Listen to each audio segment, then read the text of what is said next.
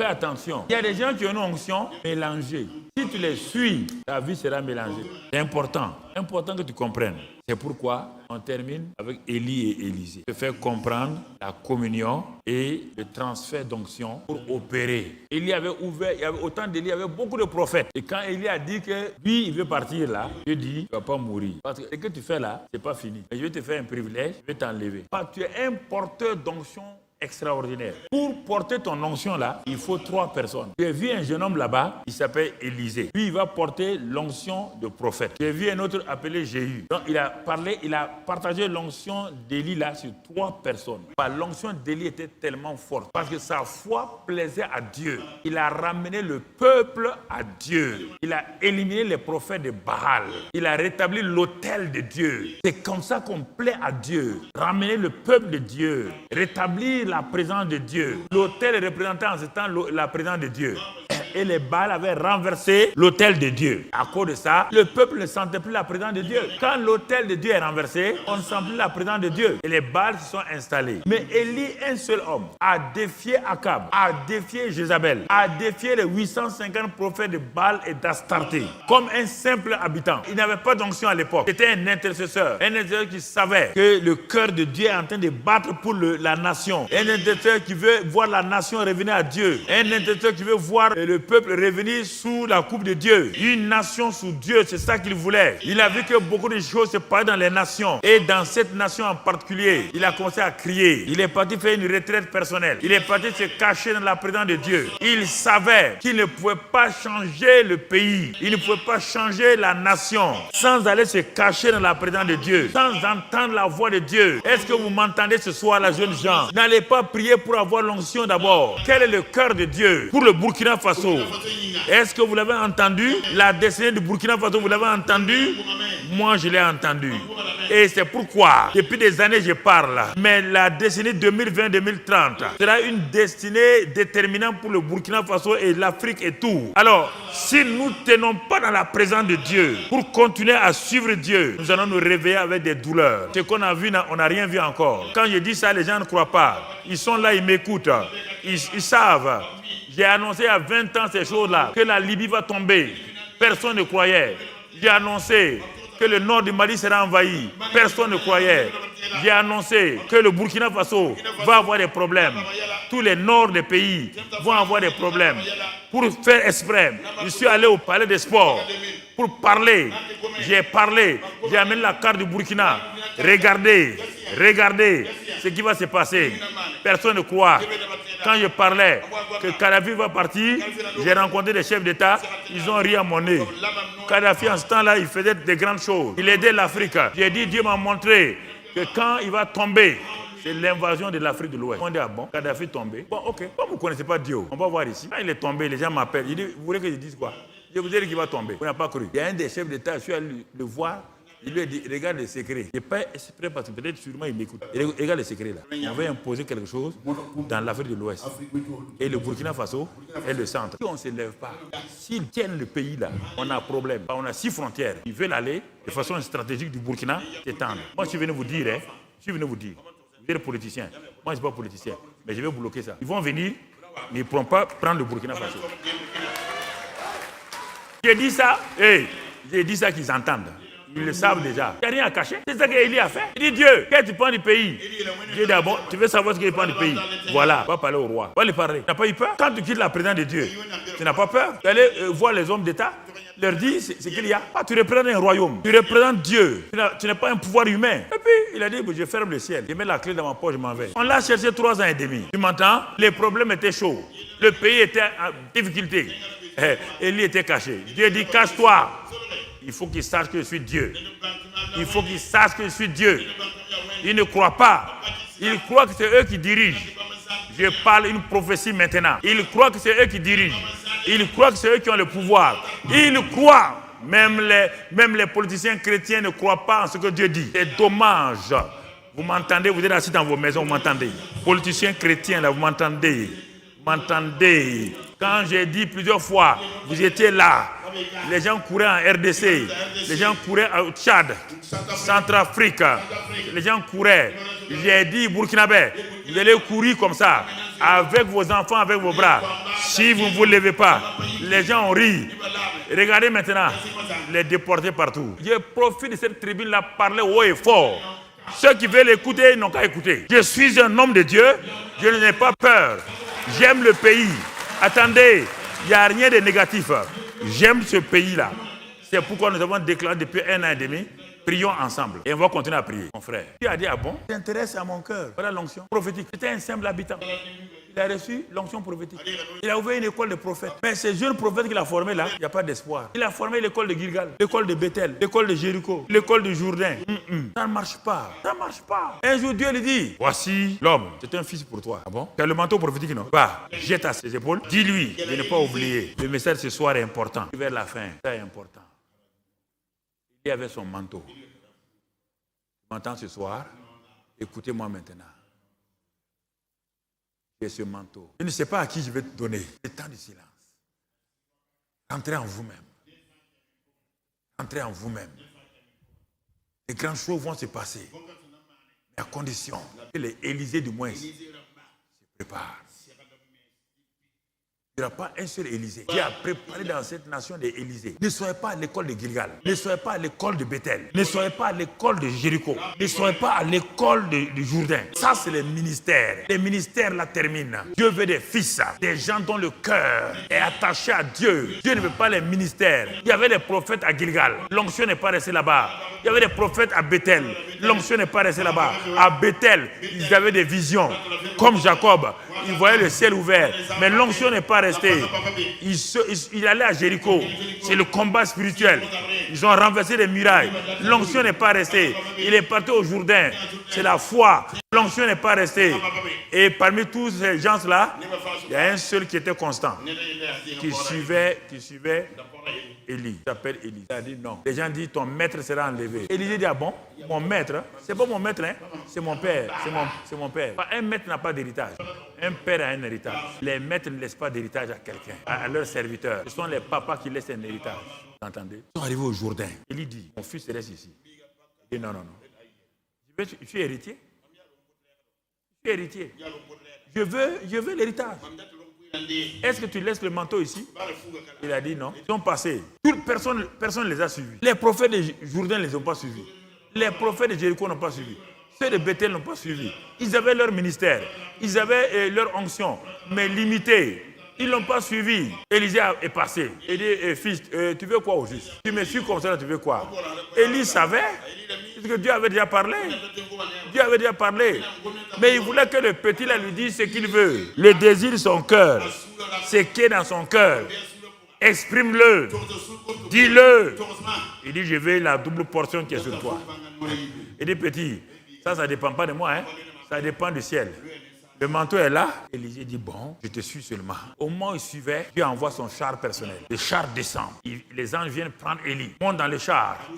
Quand il monte dans le char monte. Et Élisée dit, ah non, papa. Il dit, mon père. Les gens disaient, ton maître. Lui, il ne dit pas mon maître. Il dit, mon père, char d'Israël et sa cavalerie. Oh, tu ne peux pas partir à cette onction. Tu es toute l'armée d'Israël. Tu es le char d'Israël. Tu es la cavalerie d'Israël. Tu es le commandant d'Israël. Tu as l'onction. Tu ne peux pas partir avec le manteau. Papa, mon héritage. Papa, mon héritage. Brusquement, Dieu dit, laisse tomber le manteau. Élie laisse tomber le manteau. Quand il laisse tomber le manteau, il est dit, Élisée releva le manteau. Il a relevé l'honneur de son père. Il a relevé la gloire de son père. La gloire de son père est venue. Il a relevé ça. Quand il a relevé, il n'a pas porté automatiquement. Il dit non, si je suis un fils halal, il a pris le manteau. Qu'est-ce qu'il a fait? Il a déchiré ses vêtements. Je ne dois pas porter le manteau sur les vieux habits, des pensées rétrogrades, des pensées non renouvelées. Il a détruit ses habits. Et il avance vers le Jourdain. Les prophètes qui sont là-bas, ils sont tous rassemblés. Qu'est-ce que Élisée pense qu'il est? Qu'est-ce qu'Élisée pense? Est-ce qu'il n'est pas orgueilleux? Élisée avance vers le Jourdain, le corps nu. Il est corps nu. Il n'a pas porté le manteau encore. L'héritage, c'est de l'autre côté. Et là-bas, quand il arrive, frère, Élisée roule le manteau. Les gens disent, ah bon? Il pense qu'il est le nouveau Élie. Il pense qu'il est le nouveau Élie. Il dit, il n'a pas dit moi.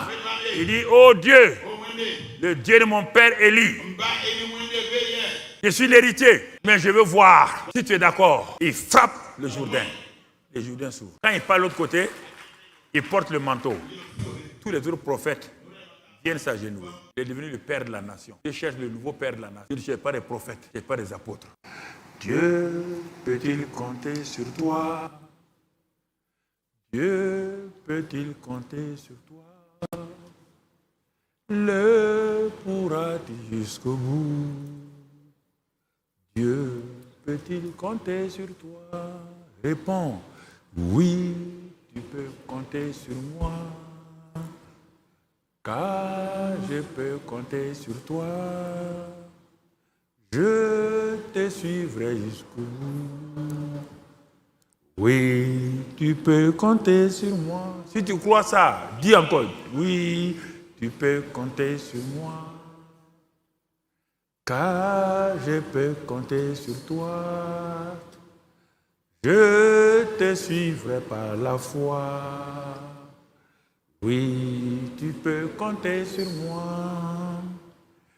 Levez vos mains ce soir. Vous avez dit que Dieu peut compter sur vous. Dieu cherche parmi les hommes un homme fidèle, un homme loyal, un homme qui est prêt à dire ah oui Dieu, me voici Seigneur, envoie-moi, me voici Seigneur. Dieu ne cherche pas des gens qui ont des ministères. Non, Dieu a trouvé en Colombie un homme appelé Ricardo. Les gens l'ont abandonné. Il a dit tu peux compter sur moi, me voilà Seigneur. Tu peux compter sur moi. Dieu peut-il compter sur vous? Pas seulement dans le domaine du spirituel, dans le domaine politique. Dieu va bouleverser les choses d'ici 2030. Ça ne dépend pas de votre âge. Que vous soyez ancien, politiquement, il peut vous reprendre. Si vous dites oui, je vais servir Dieu, que ce soit sur le plan spirituel, sur tous les plans, si vous êtes prêts à aller de l'avant, Dieu peut vous prendre. Il a pris les Abraham, il a pris les Jacob, il a pris les Élisée, il a pris tous les anciens, les Caleb, il a pris les Moïse à 80 ans, il a fait de grands choses avec eux. Ce soir-là, je vais souffler un souffle d'un nouveau départ sur vous, frères. C'est un souffle prophétique. Un souffle prophétique. Tu as dit ce soir que Dieu peut compter sur toi. Tu as dit toi-même que Dieu peut compter sur toi. Mon frère, ma soeur, il va changer les nations rapidement. Écoutez-moi, il va changer les nations rapidement. Il va changer les nations. Ce sont les gens qui sont fidèles. Les gens qui sont fidèles. À partir de 2026, 2027, jusqu'à 2030, vous allez voir des choses que vous ne croyez pas. Des gens qui pensaient qu'ils étaient finis. Des gens qu'on pensait sur le plan social, sur le plan des affaires, sur le plan politique, mais surtout sur le plan spirituel. Dieu va lever une armée d'hommes, de femmes qui vont se lever pour que l'Afrique prenne l'Afrique décolle en 2030. J'ai dit ça au Bénin, j'ai dit ça partout. C'est pourquoi ils veulent faire tout pour nous créer des problèmes. Et les gens croient à ces mensonges-là.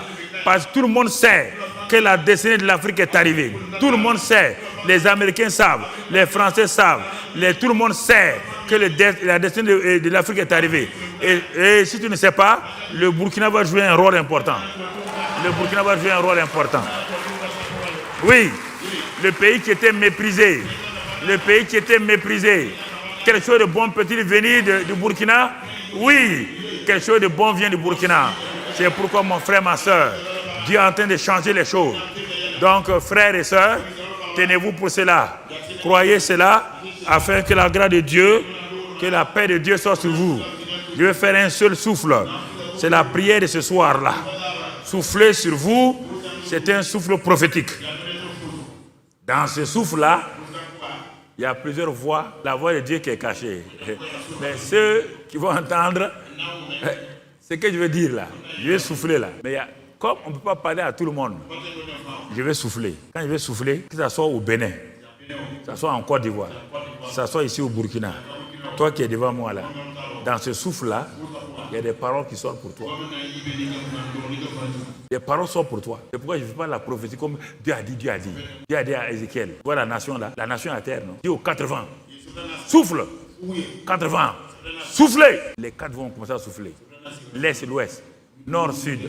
Et brusquement, Ézéchiel voit une nouvelle race d'hommes, une armée qui s'élève. Il dit, ah bon Dieu? Il dit oui. Donc c'est ça, on va souffler ce soir et on va terminer par là. Je pleure parce que mon frère, là, Dieu me parle. Son cœur est triste. Il voit en vous des gens qu'il a préparés partout, mais vous ne voulez pas obéir. Vous voulez faire vos ministères. Vous ne voulez pas vous abandonner à Dieu. Vous voulez faire ce que vous voulez. Et le cœur de Dieu est triste. Cette nuit-là, va te coucher devant Dieu. Fais une veillée, va te coucher. Parle à Dieu. Je ne peux pas manquer ma destinée. Même si tu ne vas pas au matin, prends un temps. Reste dans sa présence. Maintenant, tu es prêt, tu as dit, oui, tu peux compter sur moi, car je peux compter sur toi. Comme tu es d'accord, alors ce soir, mon frère, ma soeur, écoute, un simple souffle prophétique. Ça va souffler sur le Bénin, ça va souffler sur le Togo, la Côte d'Ivoire, tous les pays africains. Ça va souffler. Dieu m'a dit, mission intérieure africaine. Donc, je suis placé pour ça, pour la mission intérieure africaine. Donc, de l'Afrique du Sud jusque là-bas au Maroc, partout. Tout ce qui est Afrique, un souffle nouveau va venir. Alors crois ça ce soir-là. Sois concentré, ferme les yeux devant Dieu. Ne sois pas distrait. Esprit de Dieu, esprit de grâce, esprit d'amour. Toi qui es omnipotent, omniscient et omniprésent, viens des 4 vents. Souffle sur ces hommes et ces femmes. Dans chaque pays d'Afrique, de l'Afrique du Sud à l'Afrique du Nord, de l'Afrique de l'Est à l'Afrique de l'Ouest, l'Afrique centrale. Et je vais faire le souffle prophétique. Et à partir de ce temps-là, chacun entendra aujourd'hui ou demain ce que Dieu a dit à travers le souffle. Chacun comprendra au temps convenable que le souffle de ce soir-là, Dieu avait une parole qu'il a dite qu'il n'a pas compris et il va le comprendre. C'est pourquoi maintenant,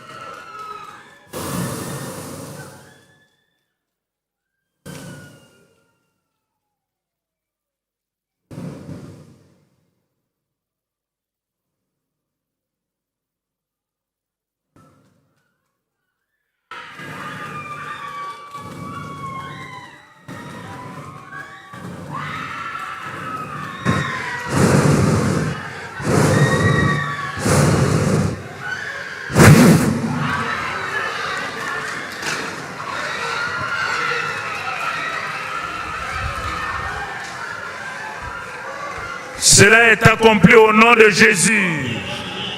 Cela est accompli au nom de Jésus. Cela est accompli au nom de Jésus. Cela est accompli. Asseyez-vous dans sa présence. Ce n'est pas moi qui fais cela. Moi, j'ai fait ma part. Si tu restes honnête, Dieu dit c'est dans tous les domaines. Ce n'est pas le domaine spirituel seulement. Le domaine politique, des affaires, économique, social, à tous égards, que ce vent a été soufflé. Donc, levez les gens qui sont à terre là, levez-les, faites-les asseoir tranquillement. C'est un souffle de destinée. Mon frère, ma soeur, crois cela. Il ne faut pas douter. C'est l'onction sous cette forme-là pour la communauté et c'est parti partout. Ceux qui étaient devant leur télévision, c'est sorti de leur télévision, allez sur eux. Vous allez entendre des témoignages. Ceux qui étaient devant leur télévision, la puissance est sortie, rentrée en eux. Et ils vont voir la gloire de Dieu. Ensemble, nous disons merci au Père. Ensemble, nous disons gloire à Dieu. Ensemble, nous disons simplement merci Père. Gloire à toi pour ce que tu fais. Merci pour tous tes bienfaits. Gloire te soit donnée. En partant à la maison, même si tu ne connais pas tout le cantique là, chante seulement. Oui, tu peux compter sur moi, car je peux compter sur toi. Je te suivrai par la foi. Oui, tu peux compter sur moi.